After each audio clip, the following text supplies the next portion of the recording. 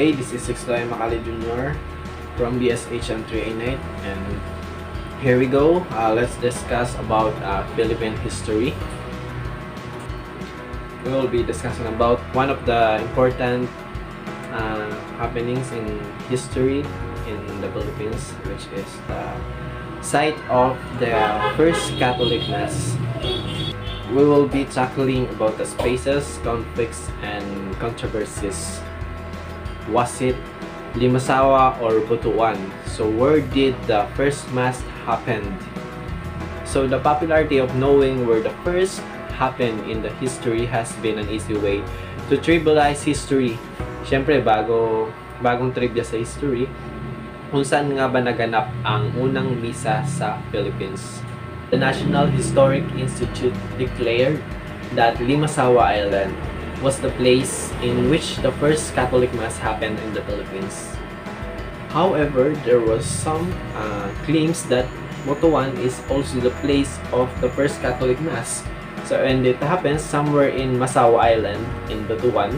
So, it was officiated, the first Mass was presided by Father Pedro Valderrama, who was with Magellan during the navigation. There are actually two sources or evidences as to where or when and how did this Catholic Mass happen in Philippines. So the first was coming from Francisco Calvo. Francisco Albo is one of the survivors or one of the 18 survivors who accompanied Sebastian going back to Spain. And the second account was coming from Antonio Pigafetta. Ngayon, tingnan natin itong account ni Francisco Albo. And it was found as a citation of in his book, Butuan, Burli, Masawa. The site of the first mass in the Philippines are the examinations of the evidence that is published in the year 1981. According to Francisco Albo, on March 16, 1621, as they sailed in the western course from Labrones or Marianas Island, they saw they did not approach it. They found later that it is Yunaga. National Historical Institute or NHI has studied and claimed and already concluded where the first mass happened. This was confirmed by the Gancaico Commission May 1996. In order to solve this historical issue, they conducted a study and found out that since most of the people say it is in Mazawa, in Butuan, it's an island lying on the southern tip of Leyte. On the other hand, Masao in Butuan is not an island but a barangay of Butuan City located in Aguzan River. The position of Mazawa in Pigafetta's writing match of Limasawa. So another finding, which found is another measurement of between the Limasawa and Cebu, as computed by the Limasawa group. It matches or approximates the description made by Pigafetta in his first voyage around the world in Cebu.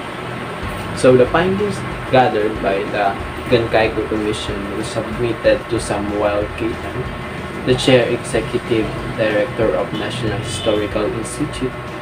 He has adapted the findings to end the Limasawa Butuan controversy. As Spanish missionary Pablo Castells or SJ, Magellan did not go to Butuan.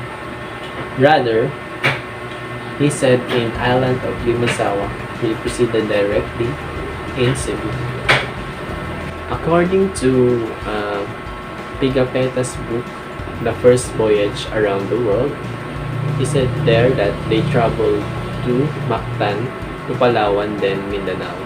So this controversy was ended for a long time, but still a lot of people claims that it happened in Butuan in Mindanao. The Gancaico Commission who cleared that the controversy, it was happened in Limasawa. already settled that Limasawa ang first mass in the Philippines, not Butuan. Sa kabila ng si Pagepeta ay describe ang Butuan after the death of Magellan. So therefore, hindi na ito ang first mass. So we have proven something, and yet it is still relative because history is relative. Sa ngayon, tatanggapin natin na ito ay Limasawa, pero pwedeng baka isa sa inyo maka-discover that it is not Limasawa, or baka sa Buto or somewhere in the Philippines pa. So that's it for today, and thank you for watching. Keep safe and God bless.